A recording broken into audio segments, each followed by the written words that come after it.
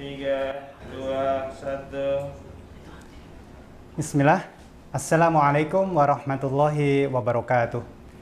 Sahabat Kursi Hikmah sekalian yang diberkahi oleh Allah Subhanahu wa taala. Alhamdulillah hari ini kita bertemu lagi di Kursi Hikmah untuk menyimak kajian ilmu yang insya Allah akan disampaikan oleh guru kita Ustadz Budi Asyari. Alhamdulillah kita buka dengan ucapan syukur. Innal hamdalillah nahmaduhu wa nasta'inuhu wa nastaghfiruh wa na'udzu billahi min syururi anfusina wa min sayyiati a'malina may yahdihillahu fala mudhillalah wa may yudlil fala hadiyalah. Asyhadu an la ilaha illallah wa asyhadu anna Muhammadan abduhu wa rasuluh. Amma ba'd. Tiada kata yang pantas selain kata syukur kepada Allah Subhanahu wa taala yang telah memberikan kita nikmat sampai dengan hari ke-12 Ramadan ini. Kita sudah mengenyam bagaimana hari-hari yang indah itu kita isi dengan ibadah insya Allah, dan kita selalu meminta taufik kepada Allah Subhanahu wa taala agar kita dikuatkan, agar kita dimampukan, agar kita diberikan kekuatan oleh Allah untuk mengisi hari-hari yang mulia ini, bulan yang mulia ini dengan ibadah yang semaksimal mungkin.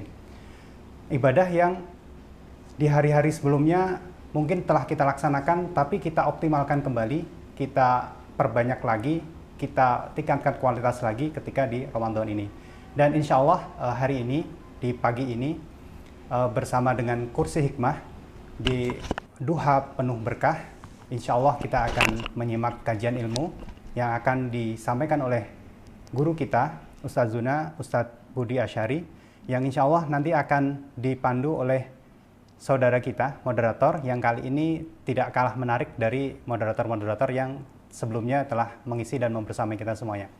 Dan insya Allah tema kajian hari ini masih melanjutkan apa yang telah disampaikan di pekan yang lalu, di hari Sabtu yang lalu, yaitu membedah buku yang berjudul Ketika Hidup Selalu Terasa Sial, yang ditulis oleh guru kita Ustadz Budi Asyari. Dan apabila di pertemuan yang sebelumnya kita telah menyimak bagaimana orang-orang yang kita anggap mulia, kita anggap bahagia, namun belum tentu mereka bahagia. Seperti waktu itu dijelaskan tentang bagaimana Qarun, apakah dia dengan harta yang berlimpah itu dia merasa bahagia? Wallahu a'lam, bisa jadi tidak. Nah, bagaimana kita menyikapi hidup kita dengan segala kondisi yang ada? Maka insya Allah di hari ini kita akan bersama-sama menyimak ilmu yang disampaikan oleh guru kita Ustadz Budi Asyari. Namun sebelum kajian kita mulai, insya Allah kepada para sahabat Kursi Hikmah untuk menyiapkan diri sebaik-baiknya, duduk dengan baik, berwudu apabila belum mempunyai wudu, dan menyiapkan pena serta alat tulis untuk mengikat ilmu yang insya Allah akan disampaikan oleh guru kita.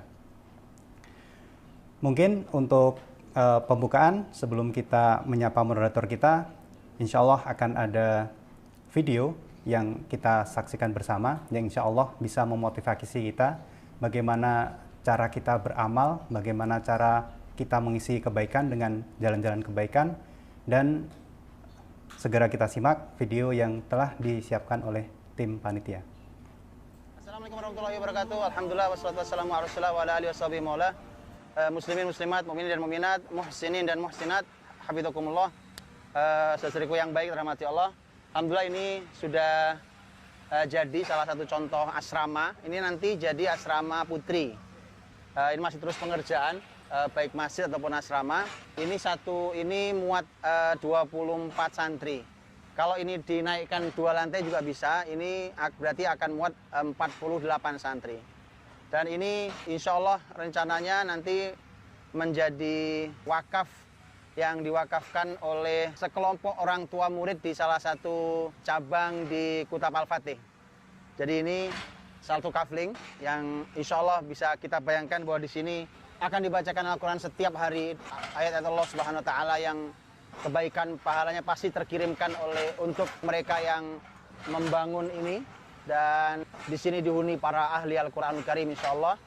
Dan kemudian ini bisa kita wakafkan sendirian atas nama sendiri. Sebagaimana nanti yang kita bisa lihat di beberapa kafling yang sudah ada namanya, bahwa ditanggung sendiri, atau bahkan ini bisa ditanggung bersama-sama oleh sekelompok orang tua atau sekelompok masyarakat. Ini salah satu contohnya, ini diwakafkan oleh sekelompok orang tua murid di salah satu cabang Kutab Al-Fatih. Yuk kita lihat beberapa kafling yang memang sudah ada yang memesan ini kafling bukan cuma di dunia tapi untuk surga ini insyaallah bismillah. Muslimin, muslimat dan muslim muslimat, mari ini kesempatan bersama kita untuk mengabadikan harta kita dan untuk agar kita memiliki sedekah jariah. Insyaallah ini disinilah nanti akan kita didik generasi-generasi Qurani, generasi yang insya Allah gemilang di usia belia, dan semoga Allah memberikan pahala yang agung bagi semua muhsinin yang ikhlas menginfakkan hartanya bersama kita danai generasi peradaban ini. Jazakallahu khair, terima kasih banyak semuanya. Assalamualaikum warahmatullahi wabarakatuh.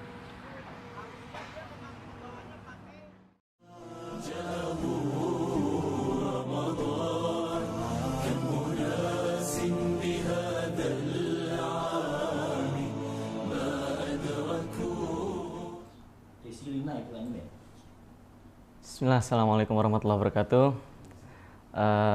Alhamdulillah, nahmaduhu wa nasta'inuhu wa nastaghfiruh wa na'udzubillahi min syururi anfusina wa min sayyiati a'malina may yahdihillahu fala mudhillalah wa may yudhlil fala hadiyalah.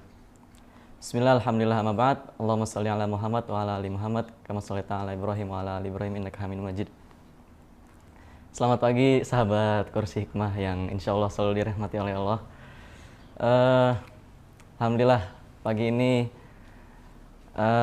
kita akan melanjutkan kajian pada duha kali ini tentang buku Ketika Hidup Selalu Terasa Sial yang ditulis oleh Ustadz Budi Ashari. Sebelumnya saya mau ini Ustadz, apa namanya, mau ngasih tahu aja apa di tentang apa sih, saya lupa ngomong apa. Kalau saya dari sebuah pesantren datang, diminta untuk duduk di sini. Sebelumnya beberapa teman saya sudah ada yang duduk di sini dan mereka masya Allah memiliki ilmu yang mumpuni, tapi saya agak bingung kenapa saya gitu dipilih di sini sebagai orang yang tidak mumpuni gitu dalam bidang ilmu. Jadi saya agak merasa aneh, tapi saya berterima kasih kepada Ustadz yang mungkin memilih saya karena saya punya kesempatan, saya merasa terhormat bisa berdiskusi dengan Ustadz, Masya Allah. bisa berbicara dengan Ustadz karena saya belum pernah punya waktu untuk bisa ngobrol bersama Ustadz selama ini mungkin. Alhamdulillah. Jawabannya berarti karena antum mumpuni berarti ya. Jadi sekali diskusi langsung disaksikan ribuan orang ini ya. Insya Allah. Jadi mengulang kita tentang materi sebelumnya yang dibawakan oleh teman kita. Di sini saya nggak apa-apa langsung ngeluarin pertanyaan-pertanyaan kita, Ustaz. Lanjut. Antum nanya boleh, ini boleh, terserah ya kan. Di dalam buku Ustadz itu kan terdapat, sebentar saya buka dulu. Pada halaman 18. Di situ Abu Hudzaifah bilang, ini kita mengulang yang sudah dibawakan minggu lalu, Ustaz. Siap. Abu Hudzaifah di situ bilang, seorang mengucapkan kata-kata yang di zaman Nabi dengan kata-kata itu telah menjadikan dirinya sebagai munafik, dan sungguh aku mendengarnya dari salah seorang di antara kalian dalam majelis ini 4 kali. Di situ Abu Hudzaifah bilang, padahal itu zaman Nabi, tapi ada orang yang ngomong di mana dia itu bisa menjadikan dirinya sebagai orang yang munafik. Tapi sekarang bisa kita lihat orang-orang mempublikasikan dosanya dengan berbangga diri bahwasannya dia adalah pelaku pendosa. Mungkin agak sangat diherankan, Zat, karena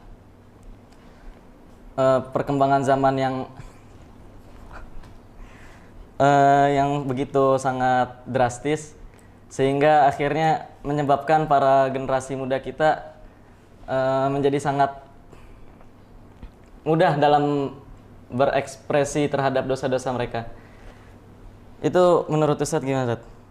Ya, bismillah, alhamdulillah, wassalatu wassalamu ala rasulillah wa ala alihi wa sahbihi wa la hawla wa la quwwata illa billah. Subhanaka la ilma lana illa ma 'allamtana innaka antal alimul hakim. Amma ba'd. Sahabat Kursi Hikmah hafizakumullah. Teman diskusi saya, Ustadz Zidan. Masyaallah. Berapa usia Ustadz Zidan? Saya Nah, 19 tahun. Ini teman sahabat Hikmah harus tahu bahwa saya tuh suka diskusi dengan anak-anak seusia begini karena umat ini masih boleh tersenyum, memiliki harapan ketika yang bersentuhan dengan ilmu Allah adalah anak-anak muda seusia ini. Ya, karena kebaikan mereka, manfaat untuk umatnya pasti besar. Saya mohon maaf sebesar-besarnya kepada para sesepuh, para orang tua yang belajar ilmunya ya di usia tua, umpamanya, insya Allah manfaat. Tapi karena sudah tua ya pasti manfaatnya untuk diri sendiri kebanyakan, gitu ya. Tapi kalau di anak-anak muda, mereka tidak rela kebaikan itu berhenti pada dirinya.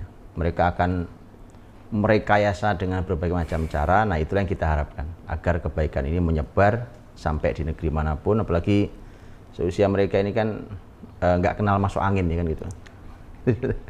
Ya, jadi tenaganya mau diporsir berapa ini siap, ya kan, nggak ada masalah. Gitu saja dan ya.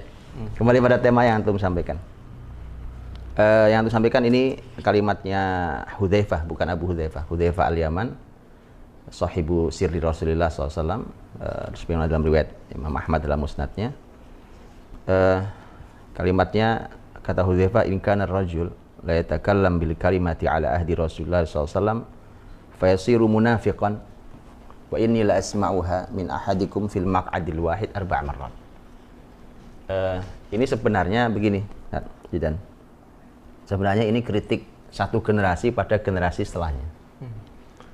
Kalau kita melihat generasi sahabat dan generasi tabi'in, bahkan generasi tabi'ut tabi'in atau generasi di bawahnya lagi, tabi'ut alba dan seterusnya, sebenarnya kita melihat mereka itu, kalau melihat biografi mereka, kisah hidup mereka itu kayak membaca di negeri dongeng gitu ya. Masa ada orang kayak begini, itu ajaib.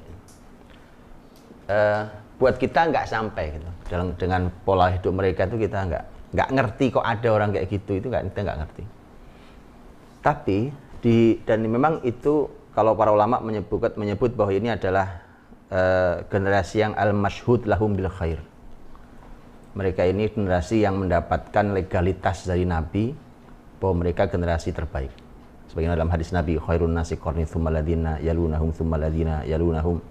Dalam riwayat lain ketambahan satu lagi, tsumma alladziina yalunahum. Generasi terbaik adalah zamanku, berarti sahabat. Kemudian setelahnya berarti tabi'in. Kemudian setelahnya berarti tabi'ut tabi'in. Kalau dalam riwayat lain ada tambahan satu lagi, berarti generasi tabi'ul atba'. Maka menjadi hal yang menarik ketika kita melihat ternyata di zaman ini pasti ajaib zaman 4 ini. Walaupun tidak 3, 4 gitu ya, ini zaman terbaik. Nah, ini kan dialognya sahabat, yaitu Hudzaifah radhiyallahu anhu dengan generasi setelahnya, berarti tabi'in. Ternyata kalau generasi sahabat melihat ke bawah, melihat ke generasi setelahnya, itu nggak puas. Jadi buat mereka sudah banyak penurunan, makanya protes sahabat terhadap masyarakat tabi'in itu banyak sekali. Bukan cuma ini. Itu banyak sekali. Dan itu menunjukkan memang turun. Tapi sampai ke generasi 4 sekalipun, kita ngelihat mereka pun juga ajaib buat kita kan.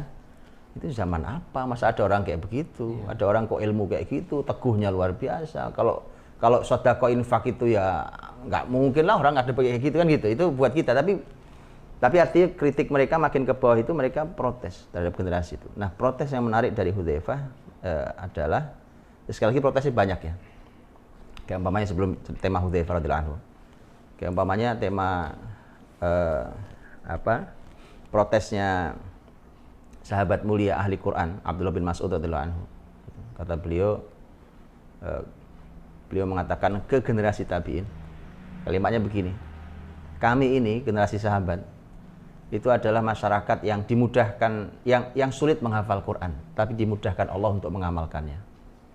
Sementara kalian mudah sekali menghafal Quran, tapi kalian sulit mengamalkannya. Nah gitu. Itu kritik-kritik sahabat yang artinya mengkritik generasi setelahnya, tapi masih generasi terbaik, gitu ya. Tapi ketika nyemplung dalam gitu ke mereka itu, mereka saling memberikan ya ini tawasibil haq, ya kan, saling memberikan tausiah nasihat yang baik yang dengan penuh kesabaran. Nah, khusus tentang tema Hudzaifah yang memang ini kita nukil tentang tema dosa. Bagaimana Hudzaifah radhiyallahu anhu mengkritik masih generasi baik sebenarnya, yang dulu menurut sahabat, dulu kami kalau ada yang mengucapkan begini, ini munafik nih orang. Jadi begitu bersihnya itu zaman itu ya. Kalau ada orang kok mengucap kalimat itu, ini pasti ini orang munafik nih. Tapi kata Hudzaifah, ini saya duduk di sini nih, satu majelis sudah 4 kali saya dengar kalimat itu. Nah, sayangnya tidak ada kalimatnya apa, saya juga belum ketemu. Ini 4 kali sudah saya dengar di sini, dan ini kalian anggap biasa. Ini sebenarnya teguran, nasihat bahwa jangan suka menyepelekan dosa. Jangan suka menyepelekan dosa. Di zaman terbaik dulu, zaman kami itu, yang begini-begini nggak ada. Gitu. Kan seperti Zidane lah ke junior-juniornya ya kan. Zaman kami nggak ada kayak gini. Atau kebalik nggak ya? Ya kan? Zaman kami nggak ada kayak begini nih. Zaman kami yang begini nih, wah ini udah dosa besar ini. Itu tawasi bil haq. Tapi semuanya adalah zaman terbaik. Gitu ya. Jadi intinya satu aja, bahwa sebuah kesalahan yang sangat besar ketika sebuah generasi, apalagi generasi muda yang sesungguhnya adalah di pundaknya ada harapan umat, tapi dia meremehkan dosa. Intinya itu, dia meremehkan dosa. Yang itu kalau ada orang-orang berilmu, orang-orang soleh itu kalau mendengar itu udah nggak ngerti, geleng-geleng aja itu. Kok bisa gitu ya? Seumur hidup kita tidak terfikir bisa mengucapkan kalimat jelek itu. Tapi ini kalimat biasa sekali. Jadi ngomong tuh 3 menit, ya kan? Itu terulangi bisa 10 kali gitu. Kalimat kotor itu, umpamanya gitu. Itu nggak pernah terbayang keluar dari kalimat orang soleh. Sekali seumur hidupnya nggak pernah terbayang. Itu contohnya. Dan itu perlu dibimbing, diarahkan agar tidak meremehkan dosa. Nah, gitu. Oke. Di sini kan dijelasin dalam buku Ustadz, kalau ternyata bumi ini masih aman karena ada orang-orang yang ingin beramar ma'ruf nahi mungkar. Iya. Sedangkan hari ini kata toleransi itu menjadi sebuah kata yang dikambing hitamkan dalam sebuah masyarakat, karena dia bilang misalnya ada satu hal dalam pendapat manusia, misalnya dia meyakini bahwasannya hubungan sesama jenis itu nggak masalah. Lalu ada orang yang ingin yang namanya amar ma'ruf, kemudian kata toleransi itu keluar sebagai kata agar tidak melakukan amar ma'ruf itu. Iya. Ya itulah bahayanya satu ini ya, kata karet lah itu. Istilahnya kata karet itu ya. Jadi dia bisa ditarik, bisa dikecilkan, bisa ditarik besar, bisa selebar apa gitu. Nah, itulah kenapa kalau Zidane melihat di kebiasaan para ulama Islam itu kalau membahas apapun itu mesti harus wajib hukumnya memulainya dari pembahasan tentang definisi. Dan definisi itu mesti melalui 2 jalan. Satu definisi secara bahasa, yang kedua definisi secara syariat. Nah gitu ya, itu pasti itu. Kayak contohnya gitu, bahas tentang sholat. Nggak akan mungkin ulama tiba-tiba bahas sholat itu takbiratul ihram, nggak ada itu. Pasti akan dibahas sholat itu secara bahasa artinya doa. Ya, secara syariat, sholat itu adalah sebuah aktivitas ibadah yang dimulai dengan yang dibuka dengan takbiratul ihram, diakhiri dengan salam dan seterusnya. Maka menurut saya ini PR di zaman generasi antum tuh. Ini PR besar. Banyak sekali ilmu tersesat hari ini, gitu ya. Jadi kita pikir dia benar, tapi kemudian gampang kalau mau melihat dia tersesat sebuah ilmu itu. Hasil ketika belajar ilmu itu ternyata hasilnya adalah masyarakat yang tersesat.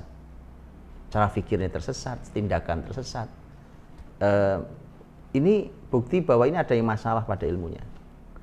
Itu menurut saya kegagalannya diawali dari kegagalan mendefinisikan sesuatu. Gagal mendefinisikan sesuatu. Saya pernah diskusi tentang sebuah ilmu, bukan ilmu saya ya. Karena saya belajarnya ilmu syar'i, belajar ada sebuah ilmu yang kita diskusi gitu.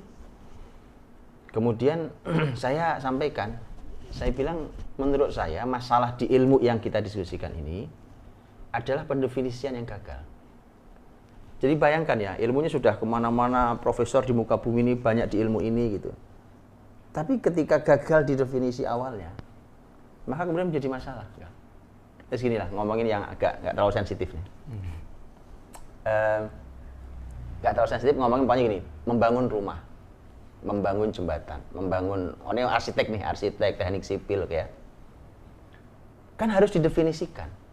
Kalau membangun satu areal perumahan, oke? Coba, kan harus dalam Islam harus didefinisikan dulu. Satu areal pemukiman itu, ini apa definisinya? Ya kan? Apa pemukiman itu? Ada bertetangga, Islam punya pembahasan tentang hak bertetangga, ada adab bertetangga, ya kan?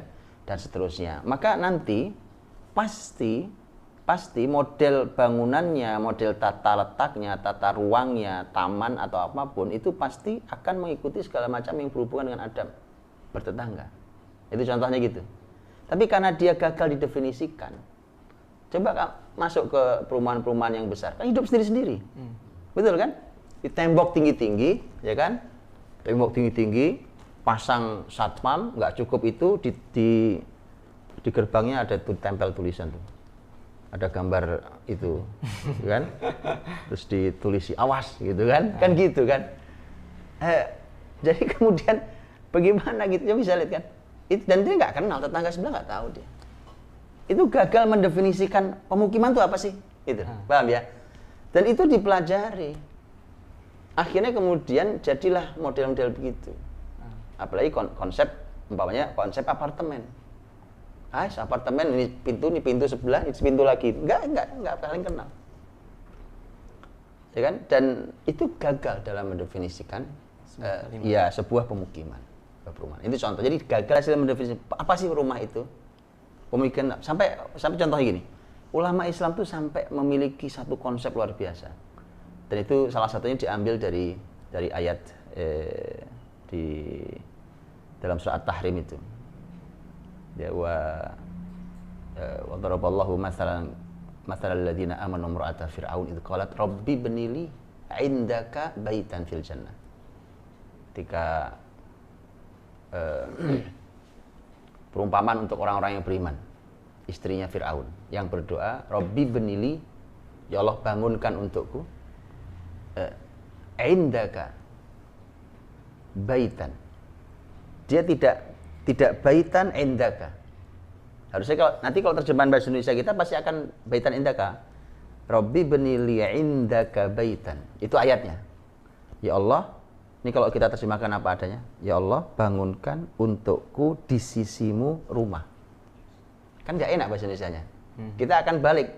Ya Allah, bangunkan untukku rumah di sisimu. Tapi inilah kelemahan terjemahan. Kenapa? Karena di dalam bahasa Arab, gara-gara di sisimu, ya Allah, didulukan dibandingkan rumah, penyebutannya, betul ya? Indaka di sisimu. Baitan artinya rumah. Ya kan? Itu para ulama sampai punya kaidah namanya al-jar qoblad dar. Di sisimu itu kan di sisi Allah. Itu jauh lebih penting dibandingkan rumah. Asal aku di sisimu ya Allah. Tapi setelah itu saya minta rumah. Kan begitu. Nah makanya kalau dalam Islam itu bukan begini babnya. Rumahmu bagus ya, pemandangannya indah, bukan. Harusnya ditanya tetanggamu kayak apa. Baru kita tanya rumahnya. Itu dalam konsep Islam. Mana ada hari ini kayak begitu? Kan nggak ada kan? Ada gitu. Orang nyari rumah terus nanya dulu tetangganya kayak apa ya? Nggak jadi beli deh. Gitu. Ada begitu? Nggak ada. Itu karena kita gagal mendefinisikan sesuatu. Paham ya? Itu rumah itu harus al-jar qoblad dar. Tetanggamu sebelum rumahmu. Dicek tetangga baru cek rumah. Itu contoh. Nah, kembali pada tadi itu, tanyaan tadi itu ya, ini muter-muter agak jauh ini kan. Karena kalau sama Zidane itu sahabat muter-muter dulu jauh. Ini karena seorang filosof besar gitu aja. Dari filosof besar harus muter-muter dulu ya kan. Jadi tadi apa pertanyaannya tadi apa? Pertanyaannya tadi akhirnya hari ini Toleransi kan? kata Nah, toleransi iya. menjadi Itu kata gagal kita. mendefinisikan toleransi. Itu. Toleransi itu apa? Makanya saya sering sampaikan di dalam ceramah saya, Ustaz Zidan. Saya bilang kayak gini, kalau Anda mau bicara toleransi, saya bilang, jangan ajari kami. Muslimin itu bangsa paling toleran di sepanjang sejarahnya sampai hari ini. Ginilah gampang. Indonesia nih berapa persen Muslim? Ya kan? 80% lebih. Oke, 80% lebih Muslim di Indonesia. Itu kalau kejadian di tempat lain bahwa yang 80% lebih itu bukan Muslim dan Muslim minoritas, kan kita sudah lihat. Bagaimana saudara-saudara Muslim kita menjadi bangsa yang dizolimi, ditindas, bahkan sekedar untuk bisa berharap bisa melihat matahari esok pagi aja sulit. Begitu kan? Jadi itu kenyataan di mana-mana. Tapi coba gimana kalau Muslim di Indonesia sekarang saya provokasi untuk kita serbu yang non Muslim. Ini jahat nih saya, ya kan? Tapi kan tidak mungkin. Kenapa? Kami bangsa toleran. Gak mungkin, mustahil. Kenapa? Muslim itu dimanapun toleran. Non Muslim nyaman hidup di sini, ya kan? Bahkan mereka memiliki segala macam hal. Cuma kalau sudah dikasih tempat nyaman, tahu diri. Ini tempat ada tuan rumah, ya kan? Kalau tuan rumah itu ada adab, ya kan? Begitu.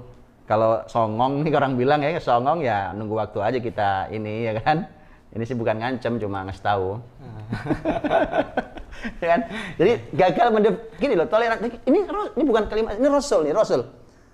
Rasul masuk Madinah, ya kan? Bertetangga dengan Yahudi. Nabi bertetangga apa tidak? Iya. Bertetangga, siap, gak ada masalah. Kita buat aja kesepakatan. Gimana enaknya nih? Jaga kota bersama, bla bla bla segala macam. Oke. Tapi ketika tuan rumahnya Muslim di situ, di daerah itu, ketika mereka bertindak kurang ajar, ada tuan rumah di sini. Maka ditendanglah mereka sama Nabi. Itu. Tapi kalau sepanjang Anda tidak macam-macam, kita siap untuk hidup. Nah, itu namanya toleransi. Mungkin kita perlu menambahi kata kali ya. Jadi namanya toleransi yang berwibawa. Siap. Jadi supaya tidak tadi bahwa orang berbuat dosa kemudian atas nama ya Anda toleransi dong sama kita, ya kan? Iya. Ini kan juga hak asasi manusia, segala macam, ya kan? Kan itu kan sama saja dengan begini. Ini contohnya, ini kan dosa nih contohnya. Ini kan dosa, kita contohkan dosa lain. Umpamanya ada anak kecil tuh di jalan gitu ya. Jalan tiba-tiba ada orang gede gagah pukulin tuh anak kecil, buang anak kecil. Anggaplah kesalahan dia apa gitu ya. Tapi dihajar di tengah jalan kemudian kita nggak mungkin nggak nolong. Betul ya? Kemudian ketika kita tolong kemudian dia bilang, "Ini Anda punya toleransi dong, ini hak saya sebagai manusia loh." Betul? Nggak masuk tuh? Nggak masuk. Gitu, itu contohnya. Makanya ini gagal dalam mendefinisikan toleransi. Ngomong-ngomong tentang kembali ke buku ini, ngomong-ngomong tentang sial, Zat, kesialan. Kadang ada orang yang merasa sial itu karena pelaku, mohon maaf saya, karena pelaku agama. Gimana tuh? Wah, ini berat ini kritiknya nih. Ya, ini kritiknya nih. Ya kan, sebenarnya kan, filosof begini. Lanjut. Karena gini, saya pernah, emang saya agak nyeleneh afwan Zat orangnya. Saya tahu. Makanya kenapa saya pilih. saya pernah terbesit dalam pikiran saya. Ada yang namanya kalau di agama kita namanya kan jihad, betul? Nah. Kalau mungkin di agama lain ada namanya perang salib mungkin atau apapun itu. Perang suci lah. Ya, perang suci. Akhirnya ketika kedua umat itu saling berseteruan dan akhirnya menyebabkan yang namanya korban, ada orang-orang yang nggak ikut dalam perang bisa terkena jadi korban. Itu akhirnya dalam stigma orang tersebut ternyata kan penyebab perperangan mereka itu karena agama saya adalah yang hak gitu misalnya. saling mengatasnamakan agama, saling mengatasnamakan Tuhan. Akhirnya orang yang terkena dampak itu merasa bahwasannya kalau ternyata perperangan ini disebabkan karena agama, kenapa lebih baik nggak ada agama aja gitu. Salah satu contohnya kan Karl Marx itu. Iya. Karena korban dia kan. Iya, betul. Jadi gini kan, yang pertama adalah mereka yang anggap kemudian ateis, atau hari ini ada istilah lagi model baru agnostik, gitu ya. Jadi percaya Tuhan tapi saya nggak perlu agama. Iya gitu. betul. Belum lama kemarin beberapa waktu yang lalu tuh, itu sampai ditertawakan oleh dunia lah, gitu ya. Ada tokoh ateis besar, saya lupa namanya, orang Eropa kah kalau nggak salah, atau orang Amerika, tokoh ateis besar yang pokoknya dikenal sebagai tokoh besar, jadi bukan sembarang orang biasa, atau tokoh besar di ateis. Orang ateis itu kasihan. Tiba-tiba dia mengupload gambar foto, yang foto itu adalah patung yang ada di salah satu pembahasan Mesir, ya, ada di wilayah piramid itulah ya, piramid itu ada patung yang dinaikkan gitu. Tiba-tiba bunyi statusnya begini, dibilang pokoknya dia mengagumi patung itu, ini patung indah sekali, dan tiba-tiba saya merasa punya agama. Kan jadi ditertawakan dunia. Dia tolak agamanya sendiri dulu, apalagi Islam ya kan, dia tolak Islam gitu. Kemudian tiba-tiba dia mengagumi patung dan dia bilang merasa punya agama. Itu benda ditemukan patung nggak ada artinya gitu. Dan ya jadi kemudian nah itulah, jadi orang ateis itu sebenarnya bingung. Jadi justru karena kebingungan itu. Nah, ini yang perlu dijawab dengan baik oleh generasi muda Islam. Kalau bahwa orang harus klaim bahwa dia benar, itu harus begitu. Hidup itu kan tidak mungkin ya semuanya baik-baik, nggak mungkin. Hidup semua baik-baik itu nggak mungkin. Kenapa? Di kita ada maling tidak? Ada. Orang berzina ada apa tidak? Ada. Orang mabuk ada tidak? Ada. Orang korupsi ada tidak? Ada. Jadi nggak mungkin baik-baik semua. Jadi artinya tidak mungkin kita ini baik-baik semua. Jadi kalau kita nggak apa-apa lah, sudahlah semua kan baik-baik aja, nggak mungkin. Pasti kita harus memilih. Ketika kita harus memilih, maka kita akan memilih yang terbaik dan terbenar, gitu kan? Nah, ketika kita memilih itu, nah ketika ada orang mengklaim, saya paling benar, saya paling baik, yang paling penting satu, buktikan. Nah, Islam sudah mampu membuktikan, umpamanya tentang tema jihad. Tunjukkan ke kita, gitu kan? Kalau babnya adalah jihad membunuh, ya jihad harus membunuh. Kalau tidur namanya bukan jihad, ya kan? Itu namanya mimpi jihad, gitu. Ya kan? Kalau makan-makan namanya kuliner, bukan jihad. Kalau jihad itu pasti membunuh atau dibunuh, kan begitu. Tapi yang paling penting adalah inilah indahnya adab, indahnya akhlak. Islam itu, Rasul itu masih bicara adab. Dan itu masuk di dalam bab aturan, dalam bab fikih jihad, ya kan? Yang itu membuat masyarakat Muslim itu kalau perang punya adab. Jadi kalau ada ngaku Muslim kemudian jihadnya tidak pakai adab, itu nggak benar. Karena jihad itu punya adab. Kau coba bayangkan, Nabi sudah sampai berpesan itu, jangan bunuh anak kecil, jangan bunuh perempuan, jangan bunuh rahib yang lagi ibadah di tempat ibadahnya, coba. Karena biasanya kan penggeraknya mereka nih. Cuma ini ada rahib yang nggak ikut-ikutan. Jadi waktu dia perang malah dia wirid aja. Jangan bunuh dia. Kok begitu? Ini manusia semua. Jangan tebang pohon yang sedang berbuah. Tunjukkan ke saya di mana ada aturan militer kayak begitu. Nggak ada. Yang hari ini ada adalah bagaimana menang sebesar-besarnya. Kalau perlu menang secepat-cepatnya, ya kan? Diciptakanlah senjata-senjata pemusnah massal. Sekali lempar jeger sekian banyak korban, betul? Itu kan semua korban, semut aja mati itu. Semua mati, betul ya? Nah, pohon jangan tanya lagi, itu nggak diurus oleh pohon. Manusia apalagi. Makanya korban perang rata-rata anak kecil, perempuan, orang tidak sanggup, ya orang tua. Maka dalam Islam dia punya adab, punya akhlak. Ya, dan tidak boleh sembarang, sehingga kalau ada orang yang merasa sial hidupnya, ini gara-gara agama nih segala macam, kemudian jadi ada kayak begini. Itu ini kalau menurut saya memang dia salah, tetapi salah yang lebih besar adalah ketika generasi seusia dia yang mengerti Islam tidak mampu menjelaskan kepada dia tentang indahnya Islam. Itu tugasmu itu. Kan begitu, ya kan? Itu tugasnya. Tugasnya untuk menjelaskan di usia yang semisal itu lebih masuk kalau dialog, ya kan? Tentang tadi betapa indahnya Islam, betapa luar biasa Islam. Oh iya, saya ingat satu lagi. Hal yang luar biasa. Menurut saya ini penjelasan yang terindah yang pernah saya dengar tentang kata toleransi. Tadi toleransi itu. Bukunya tipis, baca bukunya Syekh Dr. Mustafa Sibai, Min Rawai Hadaratina. Terjemahnya apa, Ustaz Her? Ada terjemahan itu, teman-teman. Ada poin tentang iya, peradaban kami. Nah, pesona peradaban kami. Itu menurut saya bukunya tipis, tapi menurut saya ketika beliau menjelaskan tentang toleransi, beliau mampu mengungkap indahnya Islam ketika bicara toleransi. Nah itu kita perlu orang kayak begitu. Min rawai hadaratina. Gitu Ustaz. Jadi antum punya PR tadi, PR pertama harus mendefinisikan ulang banyak ilmu, PR kedua harus mampu memunculkan Islam dengan semua keindahannya. PR-nya 2 sudah, ingat-ingat tuh. Terus dikerjain ya kan. Masuk kita saat ke pembahasan hari ini. Oh, ini belum masuk dari tadi? Belum, tadi kan ngulang kemarin. Ya begitu, filosofi ya. Ngulang minggu lalu. Siap. Kita masuk ke cermin yang pertama, Zat. Cermin apa nih? Di bukunya tulisannya cermin pertama, syirik penghancur generasi.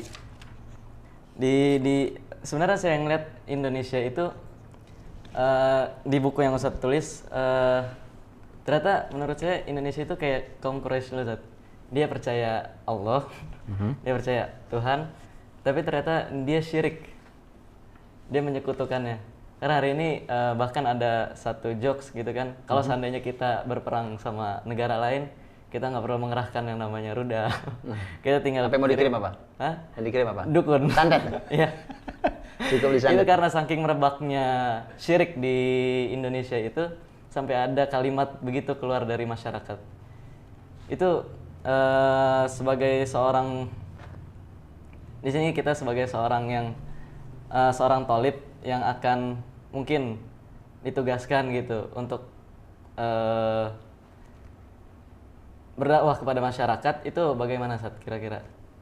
Iya, ini kan cermin pertama ya. Jadi cermin ini sebenarnya saya menyebutnya dengan cermin imani. Ya kan, cermin imani. Dan cermin imani ini karena kita ingin melihat, jadi setelah pembukaan yang kemarin itu kan kita ingin melihat ketika orang sudah bertanya gini, oke, saya mengalami banyak masalah hidup, ya, pertanyaan saya gitu kan, sebabnya apa secara spiritual. Nah ini saya berikan ada 13 cermin ya. Cermin itu artinya ini ada cermin, ini imani tapi ya spiritual. Nah, kamu berdiri di situ, kemudian kamu analisa satu-satu, itu ada 13 cermin. Gitu. Kamu lihat di mana wajahmu tercorengnya, di mana gelapnya wajahmu. Nah, itu berarti penyebabnya itu. Nah, salah satu nomor satu yang paling besar dan paling berat kerusakan di muka bumi ini, penyebab terbesar adalah cermin satu, yaitu kemusyrikan. Karena itu dosa terbesar. Itu nyata bahwa, ini bukti ya, nyata. Karena Nabi SAW menyampaikan mengurutkan dosa kan. Dosa itu ada dosa kecil, ada dosa besar. Paham ya? Dosa besar itu juga masih ada urutannya. Di atas paling tinggi ada dosa terbesar. Nah, dosa terbesar itu kan ternyata kemusyrikan. Itu ternyata dosa-dosa ini berbanding lurus dengan kesialan hidup. Maka semakin besar sebuah dosa, maka semakin besar kesialan hidupnya. Kalau dia lakukan juga yang terbesar, maka dia akan mengalami kesialan hidup yang terbesar. Nah, itu yang harus dipahami. Nah, kalau dia melakukan dosanya kecil, ya kesialannya mungkin kecil. Tapi kalau yang kecil terus ditumpuk jadi besar. Nah, itu masalah juga. Nah, maka tadi tentang Indonesia, tentang kemusyrikan, negeri yang beragam. Alhamdulillah juga banyak para ahli ilmu, para kiai, para tokoh yang juga punya kepedulian luar biasa tentang tema kemusyrikan, kan? Hanya saja memang ini masyarakat timur, nyebutnya masyarakat timur. Masyarakat timur itu lebih dikuasai rasa daripada logika, itu menurut analisanya ya. Tapi kalau masyarakat ke arah barat itu lebih dikuasai logika daripada rasa. Gitu. Di kita rasa itu sangat kuat, ya kan. Dulu saya punya teman orang Maroko itu, kalau itu ada teman saya orang Sunda, teman saya Maroko itu bilang gini, saya tuh nggak usah dia ngomong tuh, teman antum yang itu, nggak usah ngomong, itu saya ngeliat wajahnya aja penuh rasa, wajah itu penuh dengan rasa gitu, jadi itu orang timur kayak gitu ya kan. Nah karena dia penuh rasa, gitu ya, maka Tuhannya cenderung banyak. Nanti lihat India. Ya, lihat masyarakat India, banyak masyarakat di Indonesia, masyarakat di Bali kan, karena penuh rasa kayaknya di sini ada kekuatan spiritual yang kuat tinggi, wah ada Tuhannya nih, nanti ini juga berarti ada Tuhannya juga gitu.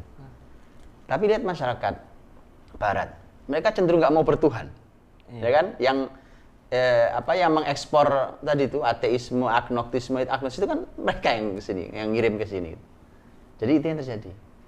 Nah, dalam Islam, nah gitu, di dalam Islam punya pembahasan qul huwallahu ahad. Ya kan? Bahkan wirid kita itu la ilaha illallah wahdahu la syarikalah. Nah, la syarikalah, dia wahdah, dia Allah yang maha satu, la syarikalah, tidak ada sekutu sama sekali. Dalam Islam jelas, Islam itu mengatakan Rabb, Allah, Tuhan itu satu. Nah, lebih dari itu sejelas kemusyrikan dan kekafiran. Itu dalam Islam jelas, ya. Atau meyakini bahwa kekuatan yang hanya Allah yang bisa melakukan, kok itu disematkan, diberikan kepada makhluk atau benda, maka itu juga kemusyrikan. Ya. Umpamanya gini, Allah itu Ar-Razzaq. Allah Ar-Razzaq. Allah Maha memberi rezeki. Tiba-tiba kita meyakini bahwa ada sebuah benda gitu ya. Ya benda, kemudian kita kantongin tuh bendanya gitu. Kenapa dikantongin? Ini melancarkan rezeki saya. Nah gitu ya, atau ditempel di rumah kita, ini melancarkan rezeki ke rumah ini. Umpamanya. Ketika kita tahu di dalam Islam bahwa yang ditempel itu bukan yang memberi rezeki, maka itu bisa jatuh pada penyebab kemusyrikan. Bisa mengantarkan jadi penyebab kemusyrikan. Itu bahayanya. Nah, untuk itulah maka dampak buruk kemusyrikan ini yang harus dihati-hati, karena dampaknya paling besar. Dampaknya paling besar dalam kehidupan kita. Kerusakan segala macam itu penyebabnya adalah kemusyrikan, dan di Indonesia memang masih punya PR cukup lumayan besar tentang tema kemusyrikan ini, sehingga kalau ada berbagai macam hal, musibah segala macam itu salah satu yang dikoreksi ini tema kemusyrikan, baik itu di level negara, kota, ya kan, atau di keluarga dan pribadi-pribadi. Nah itu tolong dicek dulu keyakinannya, karena kemusyrikan itu pasti menimbulkan kesialan, pasti itu. Ya, tapi masalahnya begini, Zidan, masalahnya setan tuh pandai memainkan suasana. Nah itu. Jadi ini kalimatnya kalimat seorang ulama namanya Ikrimah namanya. Ikrimah tuh mengatakan begini, dulu sebenarnya jin setan itu takut pada manusia. Tapi gara-gara manusia kalau lewat tempat kosong, dia ngomongnya begini, numpang lewat, ya kan? Yang yang jaga tempat ini, ya kan?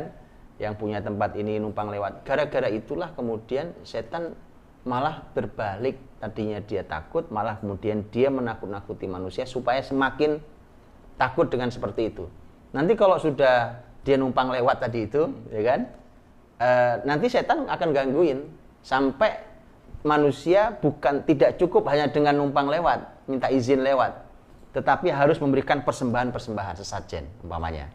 Nanti naik lagi terus begitu, semakin ditakuti, diganggu. Jadi itu kerjaan setan. Jin itu begitu, dia bisa menakuti. Tentu jin ada yang muslim juga ya. Ini yang jahat setan ya. Jadi itu di kita juga begitu. Kemusyrikan yang ada ketika itu dalam Islam nilainya itu kemusyrikan tuh, gitu kan. Terus bawahnya datang seorang ahli ilmu, ya kan? Kemudian dia mengatakan hilangkan kemusyrikan itu. Begitu dihilangkan, masyarakat musibah betul.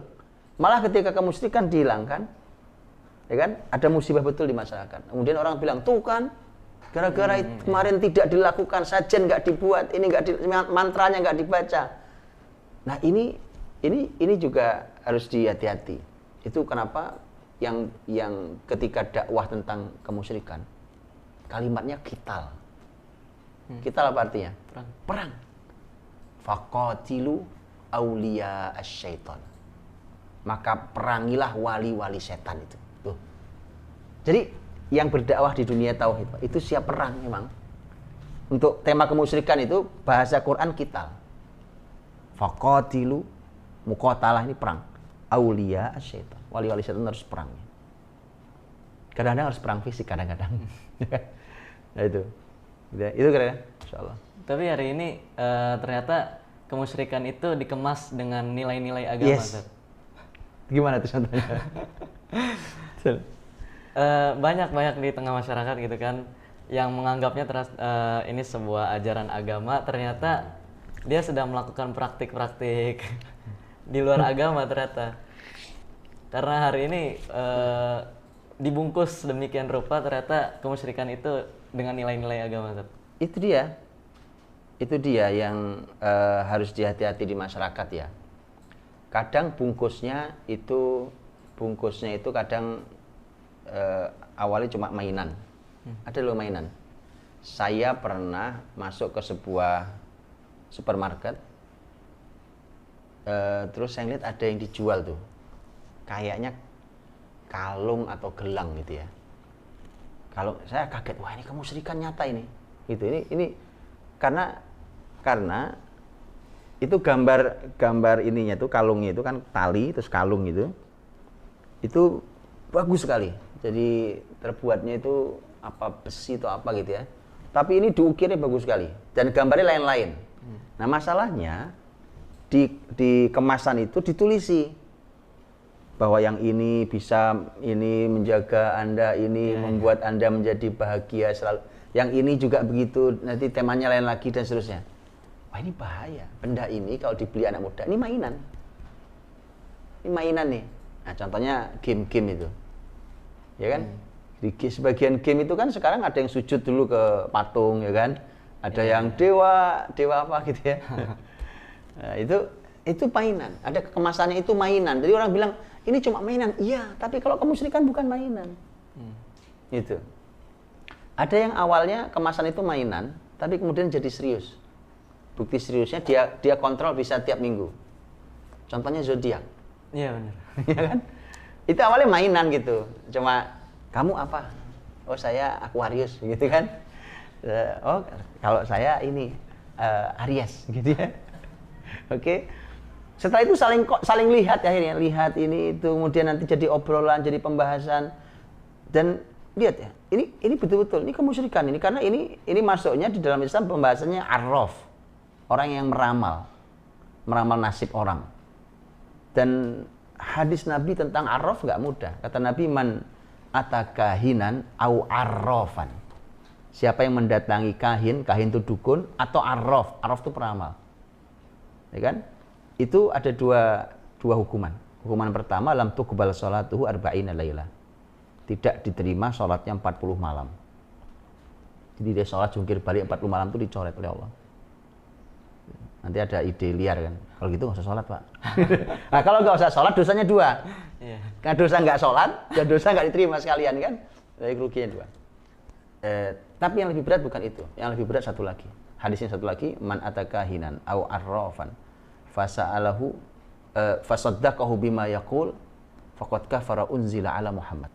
Siapa yang datang ke dukun atau peramal terus bertanya pada mereka. Kan kalau antum beli terus baca zodiak, kan sebenarnya antum lagi nanya, nasib saya minggu ini kayak apa ya? Betul ya? Iya, oke.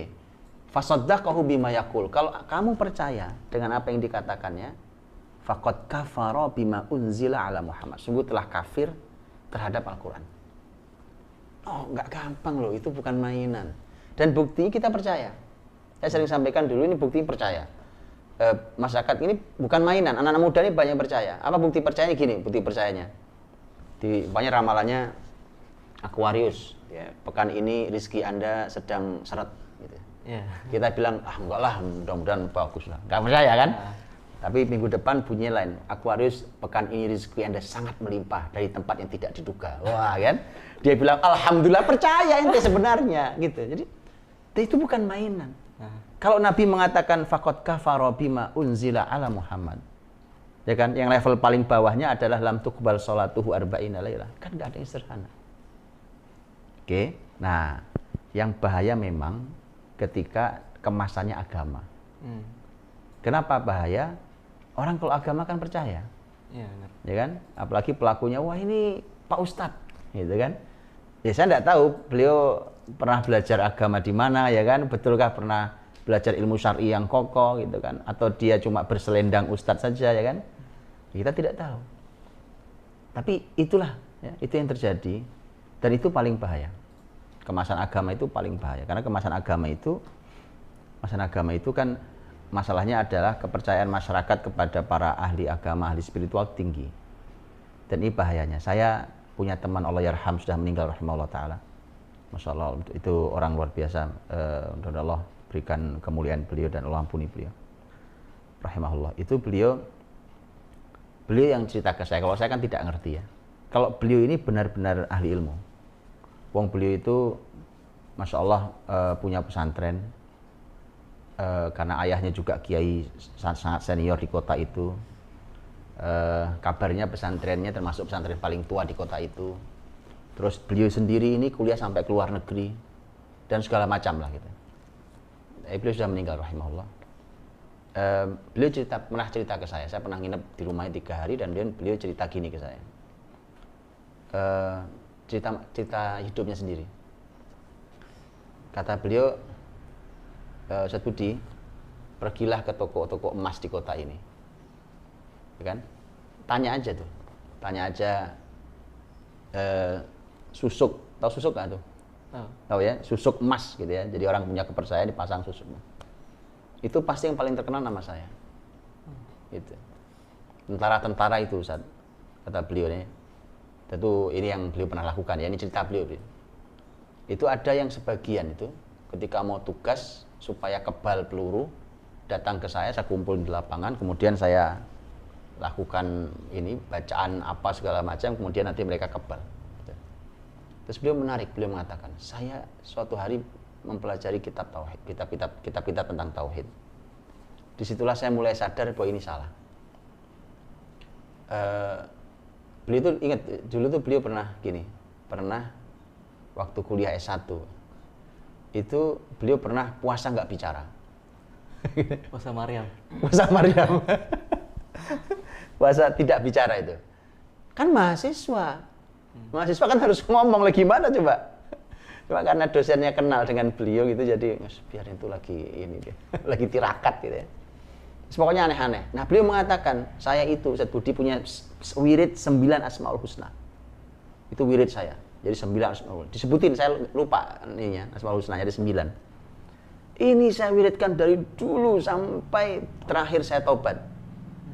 Waktu saya tobat, saya baru tahu ternyata dari 9 itu 1 bukan Asmaul Husna. Padahal dia orang berilmu loh. Lihat ya bagaimana setan menutup itu ya. Menutup akal tuh. Dibaca sama beliau, yang saya ingat yang bukan Asmaul Husnanya. Kalau yang 9, yang 8 itu Asmaul Husna betulan. Saya lupa. Yang antum tahu tidak? Yang diselipkan oleh setan itu apa? Ada nama ya panggilan pokoknya ya Rahman, ya Rahim apa? Ini ya Mali. Apa itu artinya? Dan enggak tahu saya. Mali apa Mali? Kalau mal artinya harta, ya kan? Jadi bayangkan beliau ahli ilmu. Sehingga saya sampai S2 beliau kuliah di luar itu. Masya Allah itu. Itu sampai tertutup kayak begitu. Karena beliau itu beliau pernah iri sama saya. Irinya apa? Irinya, Ustaz Budi mah enak, Ustadz nggak wajib pakai sorban katanya. Malah bebas nggak pakai kopiah, ya kan? Beliau itu nggak bisa. Beliau itu keluar rumah pasti pakai sorban. Bayangkan coba, antum bayangkanlah dengan postur beliau yang Masya Allah gitu, kemudian dengan pakai sorban kemana-mana. Itu, dan saya pernah menemani beliau juga waktu beliau ngisi kajian, begitu besar orang hadir. Bayangkan, kemudian beliau membawa praktek-praktek yang salah itu, praktek kemusyrikan itu. Nah, ketika beliau mengatakan saya tobat, maka setelah itu kemudian barulah beliau memperbaiki semua yang ada itu. Itu pertobatannya. Sekarang beliau sudah meninggal rahimahullah ta'ala rahmatan wasi'ah. Jadi gitu, Ustaz. Itu bahayanya ketika dia dibungkus dengan agama. Nanti ada wirid-wiridnya dikit, ya kan, ada ayat-ayatnya dikit, ya kan. Dan seterusnya itu yang berbahaya. Wallahu a'lam bishawab. Berarti kita sebagai seorang muslim harus menambah ilmu. Pasti. Kita harus tahu kemusyrikan itu apa saja sih. Jenisnya apa saja sih, gitu. Itu kita harus tahu. Iya. Karena ini tadi kan langsung baca di situ kan ya, tulisan tentang kemusyrikan itu kan saya nukilkan banyak sekali pendapat para ulama atau kalimat para ulama kita yang menyampaikan bahwa kemusyrikan ini penyebab terbesar masalah. Ya kan? Penyebab terbesar kesialan hidup, betul ya? Betul. Nah, itu. Apa kalimat contohnya?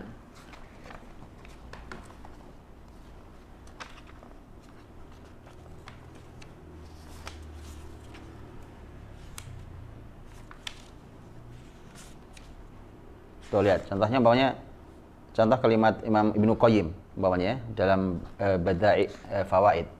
Syirik adalah kerusakan paling besar di muka bumi. Tuh. Bahkan kerusakan bumi yang sesungguhnya adalah kemusyrikan dan durhaka kepada perintah Allah. Kemudian Imam Atiyah juga berkata, dalam ayat dijelaskan bahwa jangan berbuat kemaksiatan di bumi, maka Allah akan menahan hujan dan menghancurkan ladang kalian karena kemaksiatan kalian sendiri.